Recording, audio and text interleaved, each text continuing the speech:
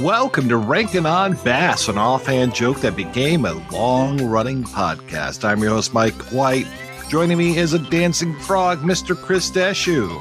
On this episode of Rankin on Bass, the most important question asked will be answered. Who can do better? Who can? God damn it. He fucked it up. Who can do hip-hop better than a frog can? Straight frogs, that's who. Yes, very important distinction. Also with us is a man who brought Christmas spirit to the hood, Mr. Richard Haddam. He's a regular white savior. Hey, I'm Santa, baby.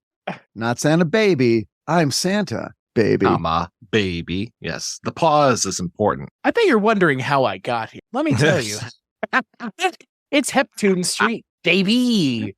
Oh, she didn't quite, yeah, I see what you're doing, but she didn't quite do it. No. Oh, right. You've heard of... She's like, look at the street. It looks great now. It didn't always look this way. Yeah. Now I'll tell you why. Go back in time, and I'm the magical partridge from the song. Right. She says that. She straight up goes, remember that song that you've heard? They're talking about me. Mm-hmm. Which I don't even think they ever break out the song. She just throws stuff out, and I was just like, oh, I bet you 5 golden rings is going to be the last thing she says. Oh, my God. Ugh. But instead, she can summon milkers and throw milk in Gregory Hines' face. Yes, ladies and gentlemen, we are talking about Rankin and Bass. We are coming to the end of the Rankin on Bass podcast. There's a couple more episodes to go, but we are scraping the bottom of the barrel. We are talking about Santa, Baby from 2001, as well as the comic strip. No, not the one with Ade Edmondson and Rick Mayall and those guys. We're talking about the comic strip, which aired 1987 to 1988. And my gosh, I'm surprised they lasted that long. That was an animated anthology of 4 different cartoons, and we'll talk about it. Probably we'll talk about the commercials that played during those cartoons even more, knowing us. But yeah, let's get into it. Let's talk about some Santa, baby.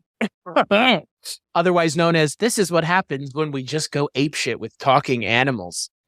Holy cow, yeah. Hey, don't you just hate all the things we've been doing for the longest time over and over again? We're going to do it 10 times more than we've ever done it before. Oh, there's a lot of stuff going on in this episode. Wow. This is how you know your project is animated. They're talking animals and magic. So we've got Melody Songbird is the mistress of ceremonies for this, telling us the story. She is the partridge from the Partridge in the Pear Tree. And she's telling the story about how Noel, a songwriter voiced by Gregory Hines, is having trouble writing a big Christmas hit, I think is what he's looking for, a hit song. He just wants a hit song, yeah. But I guess, if you're really smart, you're going to get that hit Christmas song because they're going to trot that sucker out every single year. I'm already being subjected to Mariah Carey. Come on. It's October, folks. Right. Yes. I mean, everybody knows that any songwriter worth their salt is trying to cement themselves in the annals of history by writing a Christmas song, because that's effectively what Rankin and Bass did, isn't it? And that's the weirdly meta thing about this. It's like, it's a movie about a guy who can't write a song that anybody cares about at Christmas time. And I'll tack on the word anymore in reference to Rankin and Bass. Actually, my favorite thing about this is, speaking of the idea of this entire character's motivation is to write a Christmas song, Melody Songbird goes, I will grant you one wish, daughter of the guy trying to figure out the song. I want my dad to come up with a Christmas song. Well, fuck you. I can't do that. That's literally the response when she goes, you can have any wish that you want, except for that one. Well, it is weird because she says it'll take too long. And then and then the girl says, well, please. And she's like, well, okay. And then negotiation skills. Yeah. Right. And then she sort of embarks on what really is sort of a lengthy plan. Because apparently it can't just be, okay, I'm going to implant the song in his head. He's, because it's a Christmas story, it's got to be about personal transformation because of the inherent miracle of the season. And as it touches individual people, they become transformed. So she needs him to essentially stop thinking about himself. And it takes a minute because it sort of looks like we're not really clear on what his problem is at the beginning, other than he's in a bad mood and he really wants to write this song. And so in that way, he is very self-centered, and he sort of is kind of clashing with his wife, clashing with his daughter. And then we learn throughout the episode at a certain point, oh, all these things he's being told to do or forced to do is to get him to stop thinking about himself and start thinking about others. Just like but he doesn't Kat. start out as Ebenezer Scrooge. So yeah, he doesn't get visited by 3 ghosts. He gets visited by a talking bird and a talking cat, though I don't think he can hear the cat talking. Yeah. And nobody can see the magic of the bird unless she wants you to. It's a much more modern story of Christmas angst, which is typically around the Christmas season. We do get very wrapped up in, oh my God, okay, we've got to buy presents, our relatives are flying in, or we've got to get on an airplane. There's like a lot of stuff going on that makes you tense and puts you in a bad mood. Maybe you do have to work late into the season or over Christmas, and that puts people in a bad mood. And which is, again, a very modern sort of, oh, that's why Christmas is not good this year. But there always does come that moment, if you're really trying, where you do finally go, okay, you know what? I got to forget all that. Just be in the moment. Just be with your family. Just enjoy yourself. Just enjoy the season. Find a little grace. That's kind of what this one's about. I think it falls into that category. Well, it definitely feels like something written in the early 2000s for children. As a child who would have been 11 years old when this came out, it feels very much written for the audience. What's crazy is Suzanne Collins is one of the 2 names on this, aka Suzanne Collins, who wrote the fucking Hunger Games books. Right. She went from Melody Songbird to Mockingjay. Yeah. Yeah. What's crazy because, again, like, I've read the first Hunger Games book. It's fine. I like it. It's fine, right? Like, I mean, it's more approachable YA fiction than some of this. Yeah. It's more adult than it is young adult. I'm surprised by how lackluster this is, given her writing abilities as an author, because it kind of just feels, I don't think the word pandery is the right word, but it doesn't do anything to set itself apart from like anything else that was around at the time, or even the best of Rankin stuff, other than it having a somewhat updated animation style. It's kind of a weird mix of the two. The characters are very different, more contemporary, choices are being made, but then the environment looks shockingly poor, like it used to in the 70s and 80s animations that they were doing on Ranks, that we've again talked about before as not being the best examples of the things that they were doing. I would really ask a question at the beginning of this, which is, why isn't this just Animagic? Like, like. Well, in the book, right? Well, that has got to be it. It might cost too much. It might have taken too long. In the book, they tell the story about how the genesis of the project was we're going to go to Coca-Cola and we're going to say, Coca-Cola, this is going to be your Christmas special next year, and they pitched it, and I guess Arthur Rankin was like, okay, but the only way we're going to do this is if we'll fly to Atlanta, we'll go to, and I've been there, by the way, I've been to the World of Coke in Atlanta. It's it's kind of fun. You go, it's like a Coke museum. And then at the end, you get to drink all the Coke you want and go through the Coke gift shop. And you didn't realize you needed, Coca-Cola pajamas. But man, when you're there, you feel like you do. Anyway, they wanted to go to this office. And Arthur was like, we'll go to Atlanta. We'll go meet with you. We'll pitch, but we need an answer in the room. This can't be you guys take 6 months, because we got to get to work right away. If you want this, we got to get on it. So we go, we pitch, you tell us in the room, yay or nay. They went, they pitched, they got a yay. So they set to work at, breakneck speed. I think one of the things that distinguishes it, obviously, and the Rankin Bass specials have been slowly clawing their way toward this, but it's a predominantly African-American cast and voice cast. You have Gregory Hines, Patti LaBelle, Vanessa Williams, and Eartha Kitt. And they're great. They're really great. That's what I would say. That's kind of what makes this whatever amount of fun we have watching it, it's because of them. Yeah. When I was watching it with my wife, she goes, "Wow, this is really different." I was like, "Yeah, it's almost like Rankin and Bass is making up for the fact that it's been shockingly white this whole time."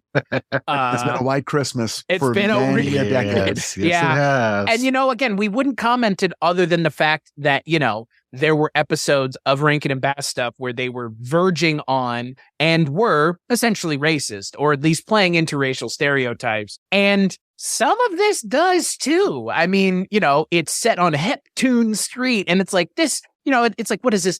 Do the Right Thing, the animated special? Like, it's weird because, again, everything else Rankin and Bass has done has been so sanitized. And again, you use the term whitewashed. I wouldn't say that far, but again, it's very undiverse in terms of, and you know, Santa Claus is black in this special. Like, right. Which is a thing I've actually not seen in most things, if anything, frankly. And I was like, wow, okay, that's a really important choice to make. And I think it's one that does work here. It's just, I wish this wasn't 2001. Well, I'm glad it wasn't 2010 for the Twitterverse to go crazy. My Black Santa. In 2001, being diverse and being, you know, sort of conscious of diversity, what that meant was white guys bringing people of color into their cast. Mm-hmm.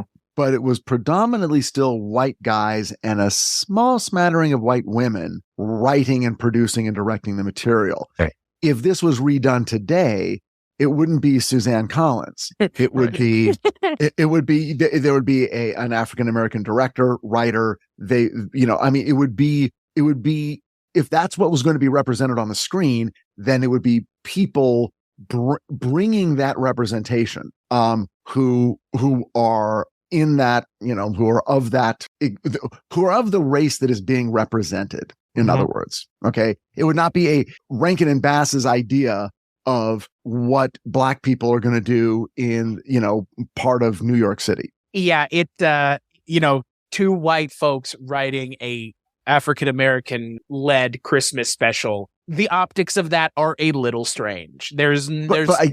Yes. But I guarantee you at the time, right. They were like, we're so forward thinking, and it's fine. And they were. Mm-hmm. I mean, for that time, agreed. That was the best you had. And I'm sure Gregory Hines and all of them came in and went, well, at least they're doing something. Right.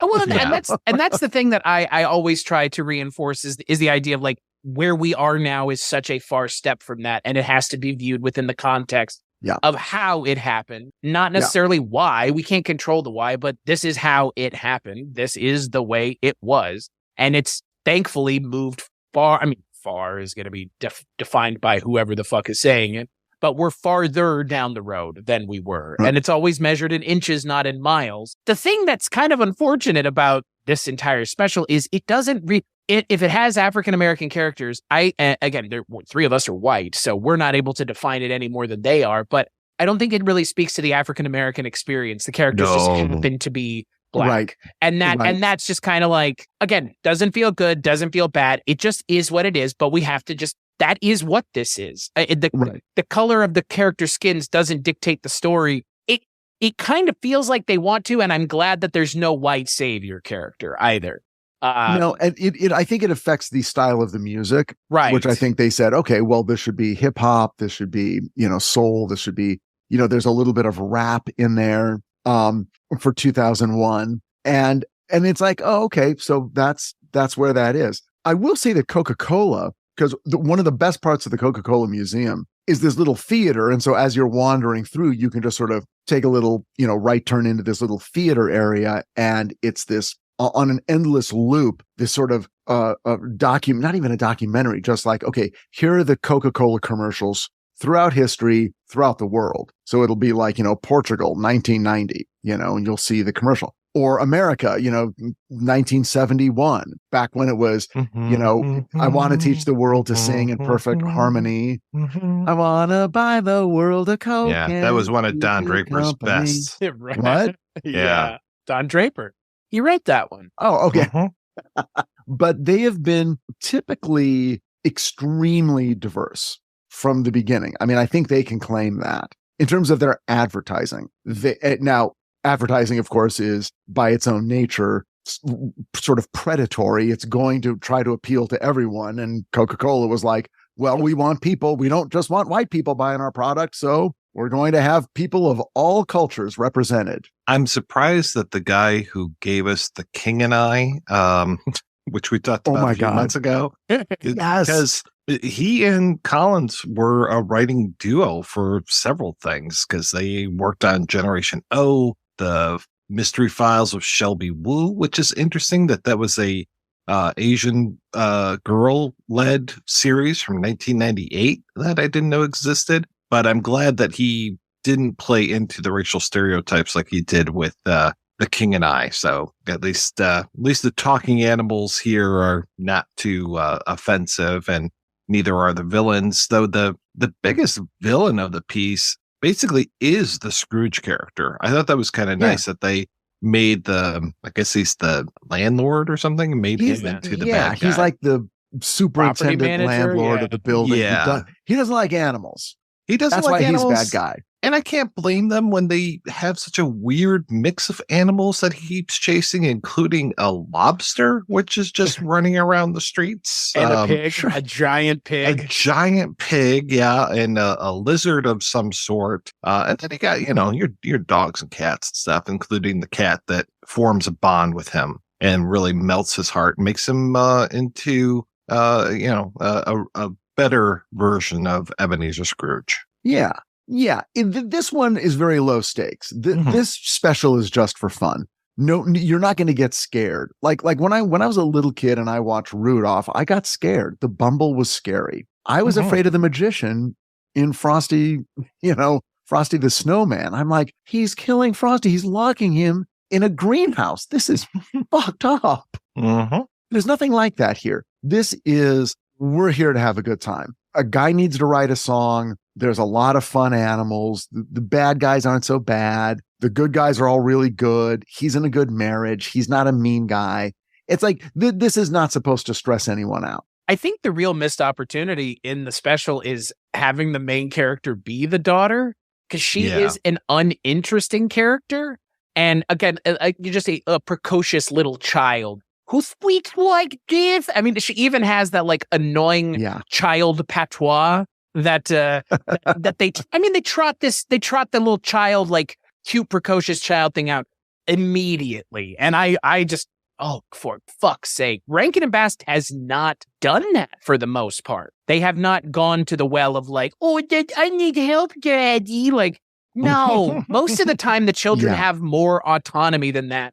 I mean, a lot of the times in some of the earlier specials, the children were the ones helping to resolve the outcome. Here, she just goes, I want my daddy to have a wish. And then again, Patti Labelle, the pie-slinging bird, goes, fuck you, I can't do that wish, which is the weirdest part of this for me. Is, again, like, we're not really clear as to what the rules are with any of this, and how strange the special gets at the end, where all of a sudden, you think it's over. And it's like, there's 10 minutes left. All of a sudden, it becomes Tim Allen in the Santa Claus. Out of nowhere. Yeah. Completely randomly. And I was like, wait a second. So she was an agent of Santa Claus this entire time? It almost feels like that's like in a contract somewhere. It's like the final minutes have to be Santa's ride. And however you want to get there is up to you, but you got to get there. I really found, I didn't find this special to be that, I don't know, grating, but I did not feel like it justified the length that it had, which is 44 minutes. And again, that just comes back to this whole idea of like, all right, we're used to the Rankin and Bass style of storytelling. This is very much in line with that. But I don't know, it feels like it just can't come out and say what it's trying to say very quickly. It seems like it just wants to do everything that these specials have done before, but this time it's in 2001 as opposed to 1965, and then it's like, we've seen this before. Again, it's not a problem, but it's weird because I'm telling you with especially with Christmas stuff, but for me personally, I'm going to say with everything, if you don't nail theme early on, and if you don't nail the main character's issue early on and just say it, then we're all kind of sitting around going, well, what are we supposed to care about? Like, I actually think they should have done a little more about going, hey, you're kind of ruining Christmas because you're so obsessed about this thing. And there's people in the world who have much bigger problems. And then we need him to go, well, it doesn't matter. All I care about are my problems. And the reason I need to do this, because that's also unclear. It's like they live in a pretty nice apartment, it looks like. It's not like, you don't understand. If I don't have come up with a hit song, we're out in the street with the rest of those losers outside the window. We're going to be in worse shape than those animals. Like it's as didactic as that is, it actually helps an audience go, well, okay, at least I know what the game is about and what the game board is and what I'm hoping for along the way. Otherwise, I'm like, when they turn him into Santa Claus and they plop him down in the street and that's the end of Act 1, yes, there's a part of me that knows what it's going to be about, but there's a part of me going, why am I caring about any of this? And why is this particularly difficult for him? It's like, okay, you're dressed up as Santa, so who cares? Just ring your bell for a while. Embarrassed, and he's like, "Oh, I can't let my wife see me like this." He keeps trying to hide from her. I'm like, right, and then she shows up and loves it. She's like, "This is hot. You're my Santa baby." I'm like, this is the greatest thing that ever happened. I'd keep that suit in the closet upstairs for date night. I think the issue with any of these things boils down to setting it in the real world. Because almost all these Rankin and Bass specials have not been set in what we, again, would consider some sort of like relatable reality. It's understood that when the Bumble and, Hermie are existing, that they're existing in a fantasy world. This is meant to be New York City in the early 2000s. Again, like it all rings very hollow because all of these Rankin and Bass specials don't take place in there, other than the ones that I guess the first Christmas Snow, again, is kind of the real world, but again, they're not interacting with real world problems. It's more of like the problems of the season. This is not the problems of the season. This is like a real life problem that's now becoming like a Christmas story. Because you could just say, well, I don't know how to write Christmas music, or you don't know how to write music, period. Right. Christmas or not. And it's like, well, then why does this have to be set at Christmas? Oh, because it's a Rankin and Bass thing and they're known for Christmas stuff.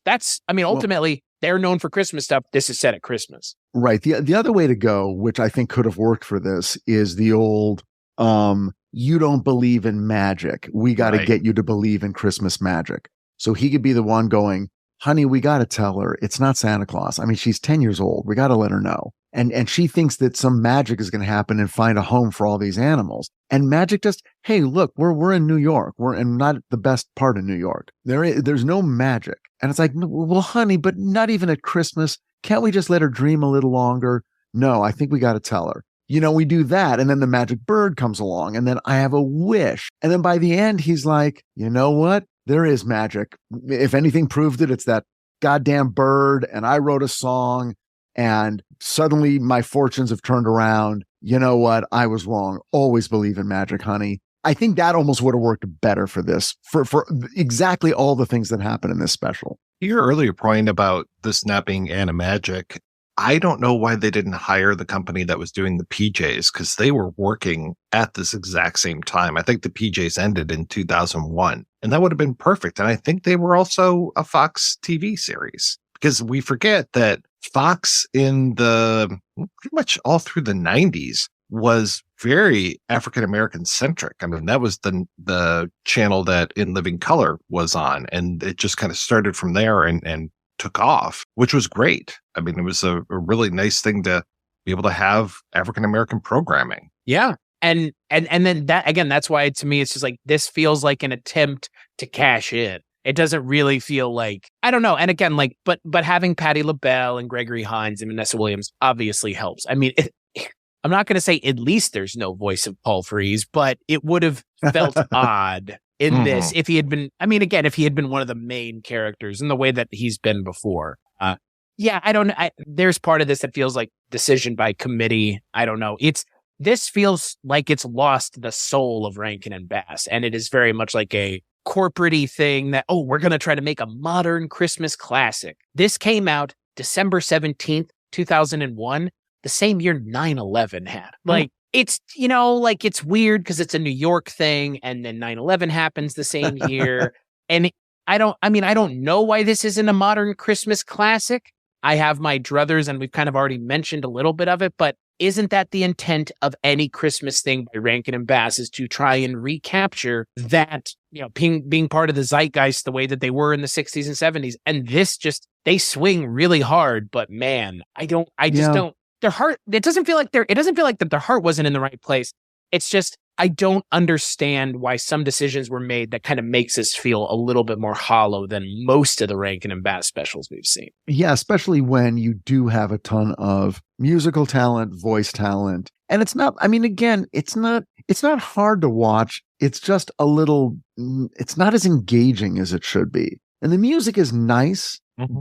And my understanding is that you can listen to the soundtrack on Spotify. Like, the soundtrack exists as a thing that you can put into your Christmas Eve mix or whatever, but I didn't stumble upon any song that I loved so much that I was like, oh, that's the one I want to hear again and again, so I'm going to pull that and put it in my mix. And it's definitely not the song that Noel's trying to write throughout, because Heart and Soul of Christmas, again, it verges on kind of being offensive. Like, again, like, oh, got to get that soul back into Christmas. Like, this is kind of, sort of, a little bit not great. Like, I don't know. It's just, it's not a memorable song. So the moment I stopped thinking about it as a song worth listening to, I just started listening to it for what it feels like, which is an attempt at cashing in on what we've been known for being successful. It just, this is so corporate-y, even more corporate-y feeling than The King and I felt, which again, we kind of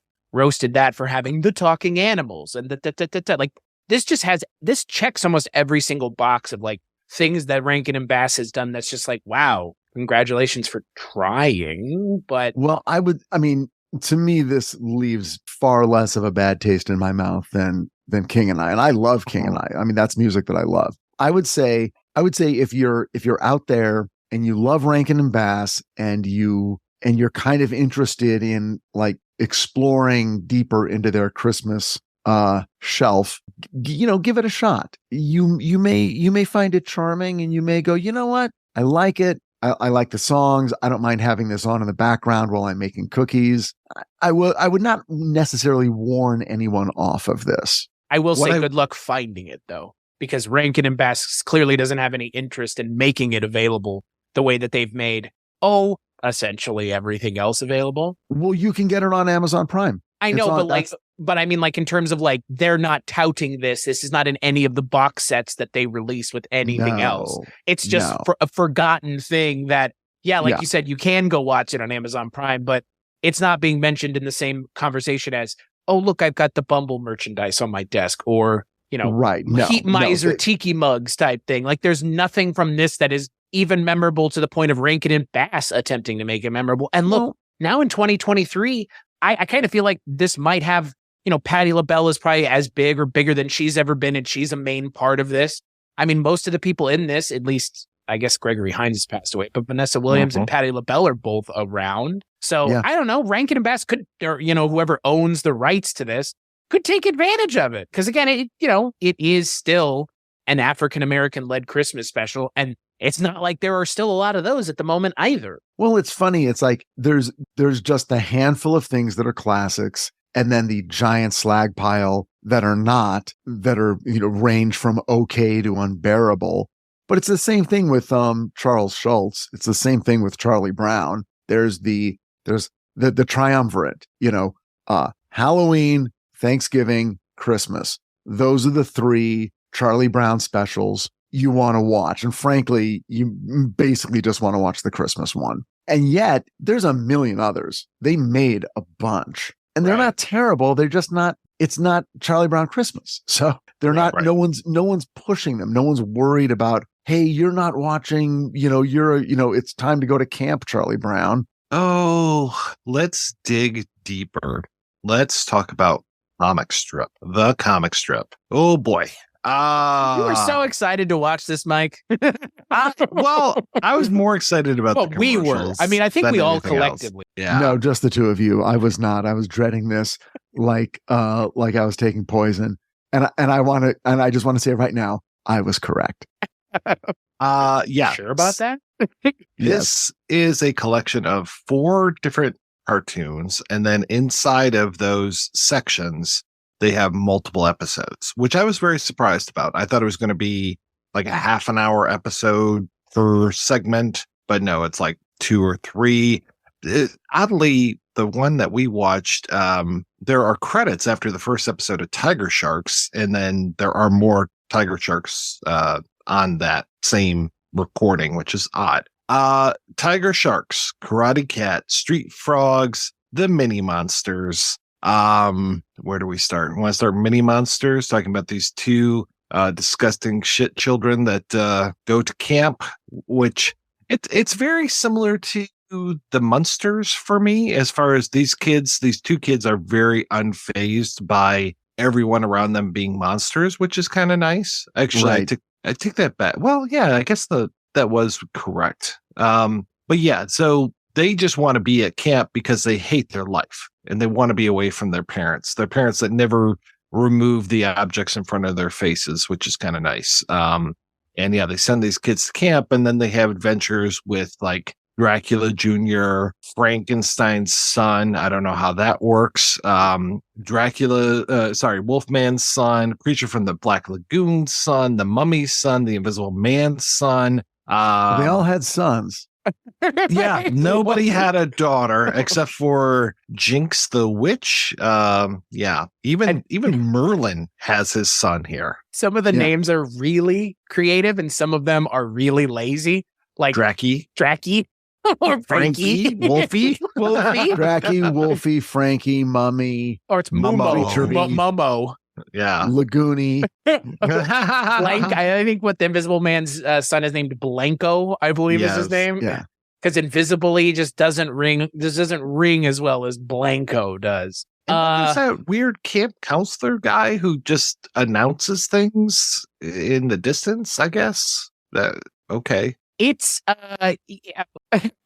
yeah. I mean, this Julian P. Gardner wrote this, which I think isn't that Jules Bass again? Isn't that his pseudonym once again? I think you're right. Yeah. It's what? Yeah, are you serious? We talked about this on the last episode. Remember, because there was I don't remember the last episode. That's not on me. What was it that we watched in the last episode? I have myself partially lobotomized, so I'm unable to watch another. Watching another some of this week. content would lead me to believe we've probably all already been lobotomized partially, but I'm pretty sure that that's Jules Bass again. It totally is, yeah. Yeah, wow. So it's... Yeah, because Julian Jardinier or whatever, he directed whatever we watched last time. Yeah.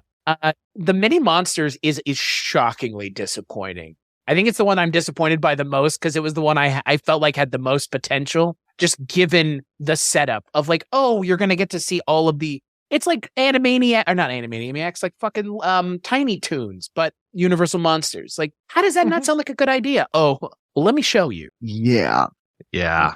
This is like we want. I mean, again, the only way I can sort of reconcile at least the first 3: Karate Cat, Mini Monsters, and not Thundercats, Street Frogs. Is that like what age is this aimed at? Like this is not 12-year-olds. This is aimed at like 8-year-olds. Mm-hmm. I mean, it's very young. So it's like the monsters aren't going to be scary. They're going to be goofy. All the jokes are going to be very like the oldest puns and the oldest turns of phrase. Because you know what this is? This is Mad Monster Party again. Yeah, it's what it's what it feels. That's all I can think of is Mad Monster Party again. Like, but even like not even as edgy somehow. Yeah, it's worse.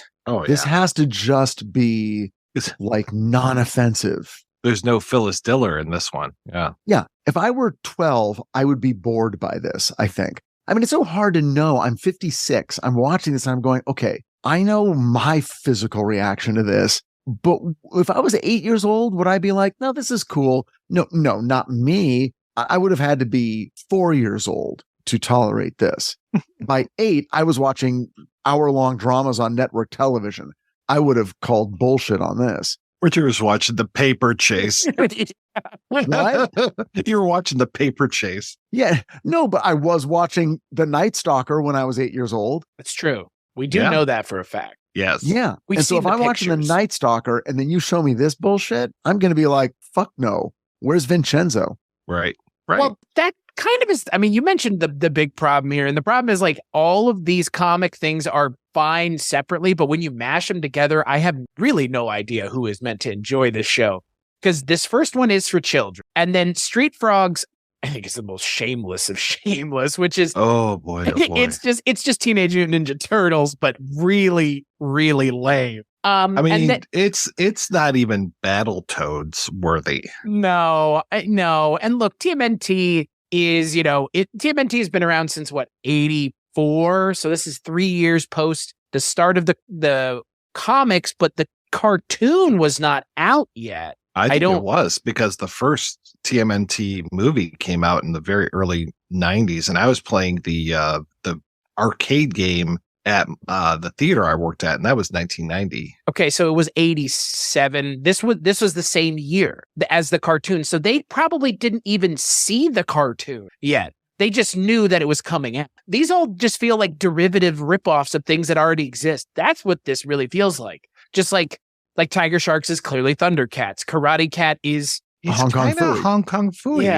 Yeah. And then, Street Frogs is TMNT, and Mini Monsters, I guess, is like their attempt at a Looney Tunes style of cartoon where it's like, oh, we've got all these recognizable characters being zany and wild, except it's not fun. It's just so boring. Like, how did you fuck up Mini Monsters this badly? Because it's just like, well, it's just enough that we have these recognizable characters. That's what it feels like. Yeah, no one's breaking a sweat making these things, and you can see it. They're phoning it in. And yeah, the frogs, I didn't get it all. I liked the frogs, actually. If we're talking the things that were the best of the four, the frogs are the best one because it's so bizarre and nonsensical and strange that it's looks like TMNT, but then it ends up being Happy Days. Like, is that not what it is? Like, all of a sudden you just got these Rankin frogs who are performing music together. Like, it's like Squiggy and the Squigtones. Like, they're not fighting, they're not doing karate, they're singing songs on the street because they're street frogs. Like, well, they're like the Jacksons and the Osmonds. Yes. They're just a bunch of plucky kids trying to get a record contract. And they hang out at a diner where the guy who owns the diner is a complete degenerate dickhead. Well, because he is a turtle and these are frogs. Yeah. That's very, you never the twain shall meet. It's true. Yeah, because frogs are amphibians and turtles are reptiles. You don't want to mix those two. That's like the Bloods and the Crips. It's true. But I did want to mention something in Mini Monsters that we didn't get a chance to mention, which is a child being turned into a cat 2 minutes into it, and then just being like, oh, hey, you know what? Like, nobody gives a shit anymore. So you're a cat now for like a while. Yeah. It's just like, what? This is horrifying. Now it's horrifying too. Like it went from like kind of being fun to now your brother's a cat. What are you going to do about it? The stakes are just very low in this show. Like the alien invasion one, where it's like this little Marvin the Martian who's just like, these people are idiots. I'm going to take over this whole place, and just keeps calling the chief alien and just keeps talking about how fat the alien is. I'm like, what? It's that, and then there's no interaction between the kids and the monsters. It's like, well, shouldn't this show be about how the kids and the monsters are developing a friendship, together and learning from each other? It's like, oh, you guys are weird because you're normal, like you said, the monsters things. But we thought you guys were weird because you're monsters. Right. Oh, but over this summer, we're going to become friends. But in that episode, they don't interact at all. The monsters are totally unaware that there's an invasion going on. The boy and the girl they do something. I guess they sneak into the UFO and kind of re-engineer it to malfunction. Mm-hmm. And then they physically threaten the alien, and the alien flies away in a broken UFO. In a huff. Yeah. And if he doesn't leave sooner, he'll leave in a minute and a huff. He's flying around in an HUFO. Yes. A huffo. Right. Yeah. And the third one's about a bellyache that they have. I'm just like, what are we doing here? It was all very rough. But yeah, Battletoads was not a favorite. Even though, I like the idea of it being Happy Days with street frogs. And Battletoads. They're not Battletoads, they're street frogs. Sorry. They don't engage in any violence. No, Nobody can hip hop better than a frog. It's true. Which is something weird. I never knew that before. Right? Who can do hip hop better than a frog can? No one. No They one. hippity hop all the time. It's because they're hip hopping frogs. They hip and hop to move around. Right. Richard, you mentioned how old you are right now, and I'd like to point out, because we mentioned we were going to talk about the commercials. The commercial that stood out to me is Wilford Brimley's 53 years old in that commercial for oatmeal. God, I love He's 53 years old. He looks like he's 90 years old selling oatmeal. Right. Well, I'm going to make some oatmeal for your sister. It'll take about 30 seconds. What a magical thing. How quaint it is to be excited to make instant oatmeal. Am I right? Quaker Oats. Now brought to you by Wilford Brimley. Yeah. Yeah, well, he was very popular in the 80s. He was in, a few movies that you would have known him for. Mm-hmm. And then, it is funny though, because these are commercials that were playing in 1987.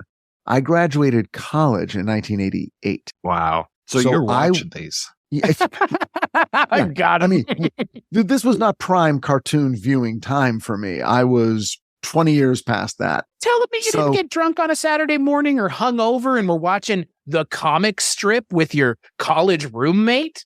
Dude, let me just tell you two depressing facts. I lived at home when I went to college, and I never drank. Wow, that is depressing. Third depressing fact, you did watch this. Yes, exactly. But I was up early watching this while I did my sit-ups. No. Well, the crazy thing is what we watched is like 2 hours because it had the 30 minutes of commercials. Like you mentioned, Mike, it didn't stop here. It ran for a whole year of this.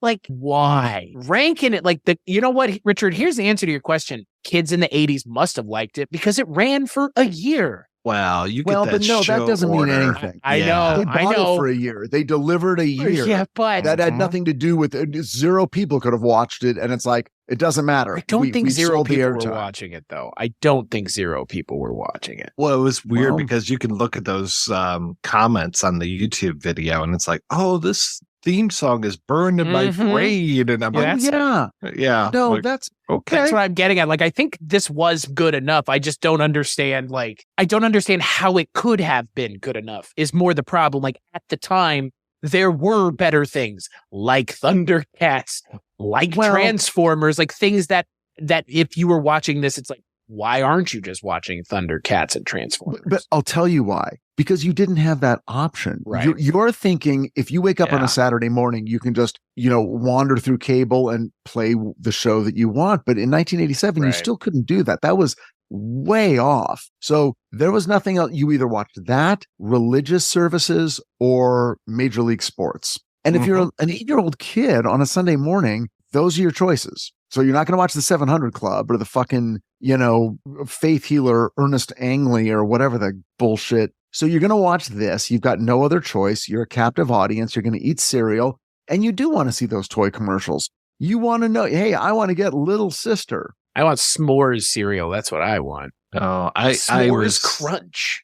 I'm still just all about that Light Bright. I never had one of those when I was a kid. And I just, they look so cool. I had so many Light Brights. We burned through those things. These are products you could never have now. It's like, an incredibly hot light that lights up to the point where you'll go blind or burn your hand. And then we're going to give you a giant bag of chokeable plastic darts that you cram into a pegboard. I mean, these things were not, there's no. But I owned them. They were all over. And boy, and you knew when your parents were vacuuming and they started sucking up a few of those little pegs. Oh boy. Oh, you heard about it. Let me tell you, mom and dad on their Sunday morning, they weren't too cool about that. I was very fortunate because around Detroit on WXON Channel 20, they would play a mix of Bowery Boys, Abbott and Costello, and the Blondie movies. So I had those on Sunday morning. Otherwise, I was sunk. Sundays sucked for TV. Yeah, Sundays were bad. We had Abbott and Costello and Bowery Boys on Saturday. Sunday we had Davy and Goliath. You guys know what that is, right? Oh yeah, I sure do, Davy. Yeah, that was the Animagic stop motion. Art Clokey. That was Gumby's creator doing that. Yep.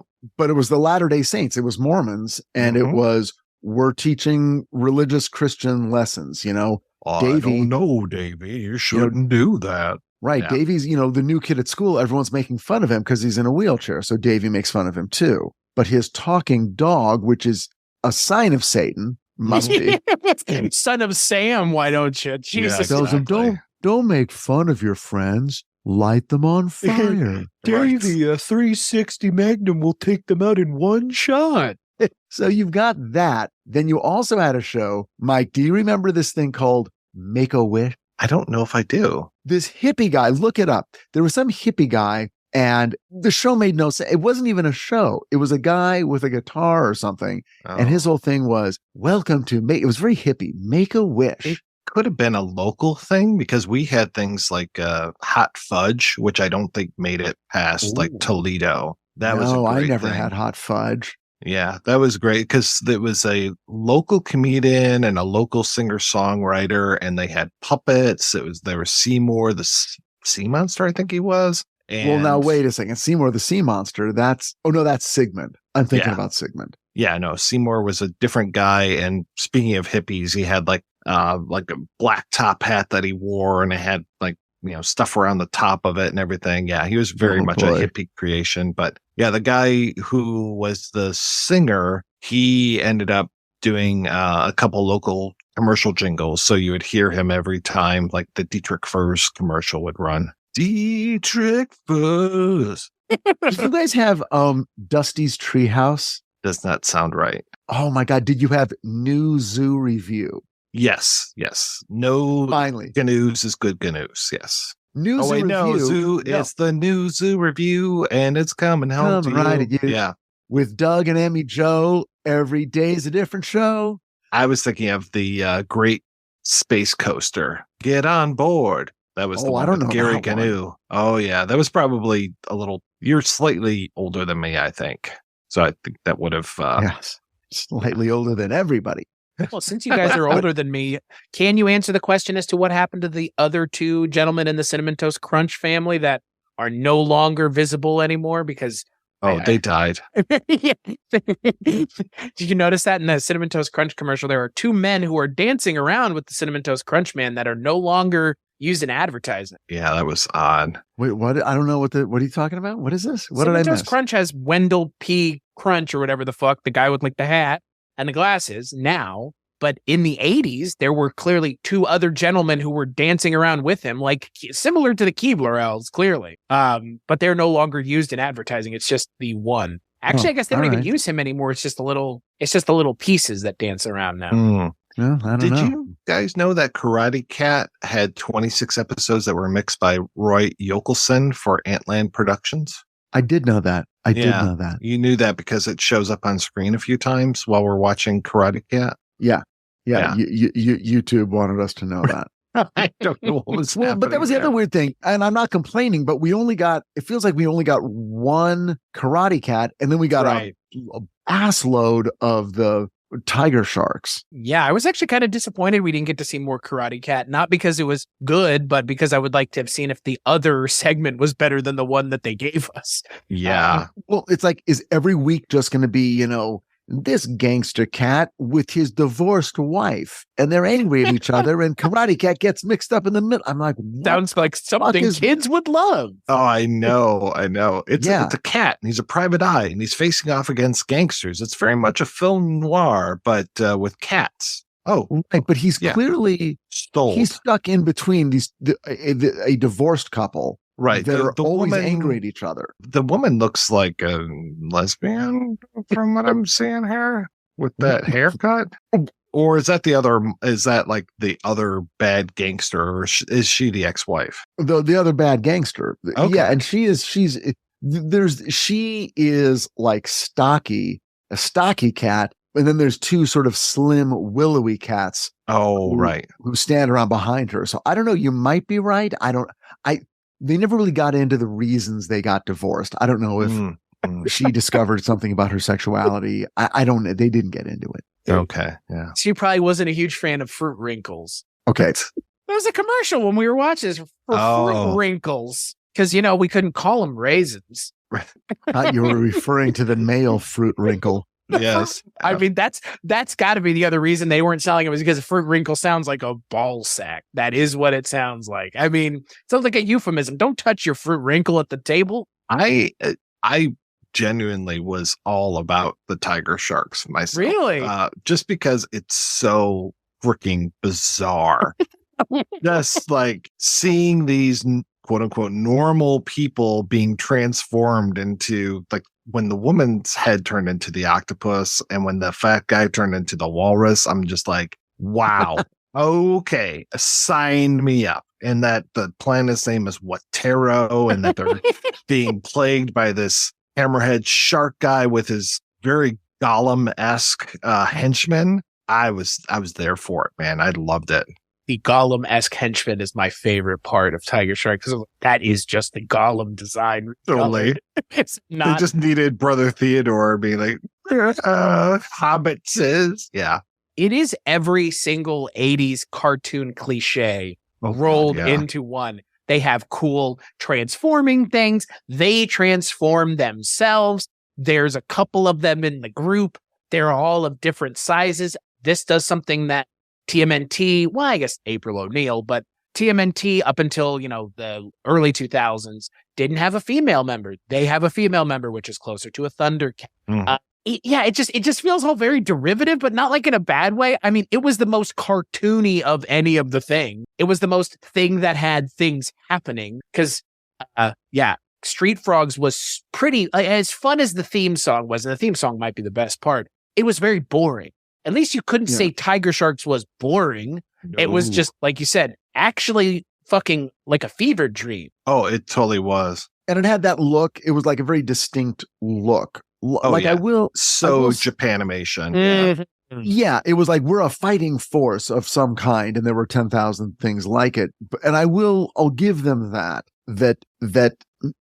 as we moved through the 2-hour block of cartoons, like, if this is how it aired, it started with the youngest and then got maybe a little older, and then a little older, and then a little older. So that as, the kids who are awake at 6 a.m. as opposed to the kids who are awake at, 8:30, it's like, okay, the one you're watching at 9:30 a.m. is aged up a little bit compared to the one that was on at 8 a.m. So there may have been some interior logic to that. And it's more about, this is serious. We're not goofing around and saying funny things. We're fighting the evil, whatever. So but here's my problem though, because it was the 4th of 4, I had been so beaten down and demoralized. I know. Yeah. That I couldn't take it. I'm like, I'm done. I'm out. If I just watched one a day, I'm sure I could have come to the TigerSharks with a feeling of, okay, this sucks, but at least it's insane. Well, I really felt like I was having a fever dream watching it. And for me, by the end of it, I was like, okay, I mean, if any of the things deserve to be their own thing outside of this, it's probably TigerSharks, because it has the most viability. But then again, like you mentioned, Richard, and like you kind of already alluded to, Mike, like there was so much other shit like this going on. It's like, how are you going to compete other than, it's underwater and they're dolphins and sharks and walrus, like, as opposed to anthropomorphic, frogs, even in this show's own case, or anthropomorphic turtles. Like, and that's the thing. It's there's nothing about this that's anything unique. It's just, it's different, which is the benefit. I don't understand how they showed this, because this 90-minute thing was in syndication, but then the show was only for 20 minutes. So was it just, I guess it was one of each, and there were 4, so they only had one an episode of each of these. So, but the other ones were short. Like Mini Monsters was not 20-minute episodes, were they? It was three episodes stuck in there. Yeah. Right. Well, like 3 10-minute episodes or 8-minute episodes with commercials. Well, and I wonder if this show, if you watch the original version, if it was like a 3-minute Mini Monsters episode, a 5-minute, and like each one kind of had a differing length as well to take advantage of it. Because does a Mini Monsters episode need to be more than 5 minutes? No, I don't even think it needs to be that long. But this necessitates it, because it's trying to actually tell a story and give the characters a moment to do things. But I think, to your point, Richard, I watched it all at once, and then I came back to it and rewatched each of the segments. it doesn't really help because you have to, like you said, keep in mind that people were watching this all at one chunk. So if you got to the fourth one, you probably were like, I'm kind of done. No matter of, again, like regardless of how you watched it. But I mean, watching it all at once will not make that any easier. But that's the joke of what television watching was up until, the turn of the century, which was you watched what was on when it was on. Commercials and all. Yeah. Commercials and all. And you didn't have a choice. So again, if you're a kid, and you're 12, you're going to sit through an hour of Karate Cat to get to the cool Tiger Shark that you like. And then the other kids are going to watch up until the point where they just simply lose interest. And it's like, well, I like the frogs, but I don't care about the criminal cats. So I guess I have to go play with my light bright. In my room alone and burn myself. That's when you're using your what was that? The oven, the Bakewell oven, Easy Bake oven, yes. Oh, or the creepy crawler machine too. Oh, or the vacuum, or the vacuum form machine as well. Those were all hyper dangerous things that have been toned down in recent years. Thankfully. Yes. Well, there were those color forms or whatever that you had to stick in the oven. They would shrink. Oh, the Shrinky Dinks. Those were Shrinky Dinks. Yeah, I had those. I had those as a kid. They still had that? Chris, did they have super elastic bubble plastic when you were a kid? No. Mike, do you remember super elastic bubble plastic? I remember the name for sure. Yeah, you'd get this goo like out of a tube that I'm sure was, just 90% cancer. And you'd squeeze it out of a tube, and it was this like weird sticky plastic, and you'd put a glob of it at the end of a hard straw, and then blow into it and make a bubble. Yeah, it's like weird paisley. I had that. Yeah, that stuff smelled very toxic. Didn't it? Like I thought I was like, it's like, oh, but don't breathe it in too much, or you'll get high. Don't breathe it in as you're expected to blow into the end of a straw that it's connected to. Yes, I mean you're interacting with it through your lungs. And it's called super elastic bubble plastic. And but they were kind of like the bubble had some solidity to it. Like you could sort of like, you could sort of move, like catch it and then throw it, it was weird. Yeah. I think I probably grew up on a lot of similar things to not y'all, but like the cartoons and stuff. Like, I don't know, kids today are watching cartoons and stuff like they used to, which is perfectly fine. I mean, YouTube exists and you can do whatever the hell you want, watch whatever you want. But I do remember being beholden to the, Saturday morning offerings. I mean, again, I think after a certain age, that's not a thing anymore for a certain group of people. But I think my generation can empathize with that feeling for sure. They're definitely still watching cartoons, just so you know.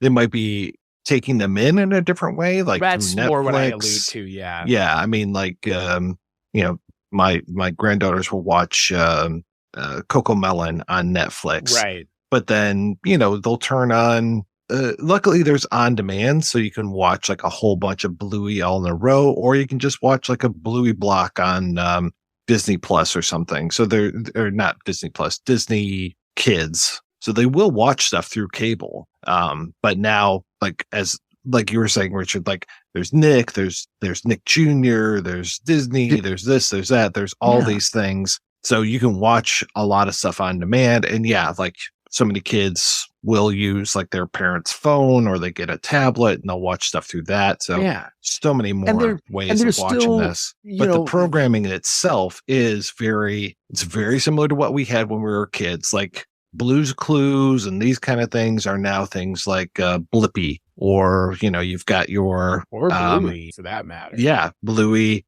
You've got Bluey's amazing. You've got so many different just cartoon types. I mean, even I guess you could say like Paw Patrol is basically like this Tiger Shark show. It's very similar as far as having the team of dogs that do all these things together, and they each have their specialty. Yeah, and kids still, because of the way they're growing up, I mean, they're all going to preschool or school together, so they will talk about what they watch, and then the other kids will seek that out and watch it. I know, like, as far as I know, one of the last big shows, and it was only because parents liked it too, but Phineas and Ferb was a show created by a friend of mine. Oh, really? Dan Povenmire, and it's like, okay, kids love it. It's got a level of humor that's stepped up. Adults find it clever and funny. Very clever, very funny. Yeah. Yeah. And so there is, like, I kind of want to say, well, kids don't have this shared experience, but they do. They do. Mm-hmm. They talk about that stuff and stuff on Nickelodeon a little, decade earlier. They all watch the same stuff at a certain point because they're all talking to each other. Yeah, I should clarify. I more meant like watching it on a Saturday morning on TV. Like that, just don't see that being a thing. Like I know that they're watching cartoons. It's just like this shared experience of not having anything else on a Saturday morning is not. It's not a thing. True. Like, not if you could just get your phone or your mom's phone or your dad's phone or your iPad that they bought you for Christmas and just watch whatever the hell you want. Like, you're never going to be bombarded with commercials, and you're never going to be bombarded with stuff like this because, again, like this would have been separated as their own thing, standalones, and probably by putting the four of these things together, it's either them tacitly agreeing none of them are strong enough to stand on their own, or they're attempting to spin them off on their own by doing this, and clearly neither of those things work. Mm-hmm. Yep. All right, guys. Before we head out, Chris, what are you working on these days, sir? Just everything that I'm working on is over at Weirding Way Media, which is primarily podcasts, though I did write an article in a zine recently about some Indian cinema. But just weirdingwaymedia.com is where you can find the audio things that I work on. So, and Mr. Haddam, now that the strike's over, what are you up to? Just sitting by the phone. Good. Waiting to get called back into action to fight crime the way I've been trained. You can do hip hop better than a frog can, Richard, apparently. So next month, guys, we're coming back. We're going to talk about Pinocchio's Christmas and the new adventures of Pinocchio. It is our last official-ish episode. Then we'll do one more where we just kind of wrap up this whole experience. So come on back. Be sure to subscribe to us on your favorite podcast platform. Before we head out, I want to thank Abby Stabby for our artwork, as well as the Great Octopus for our theme music. Until you hear from us again, be sure to rate and review the show, tell your friends, tell your family, and please stay weird.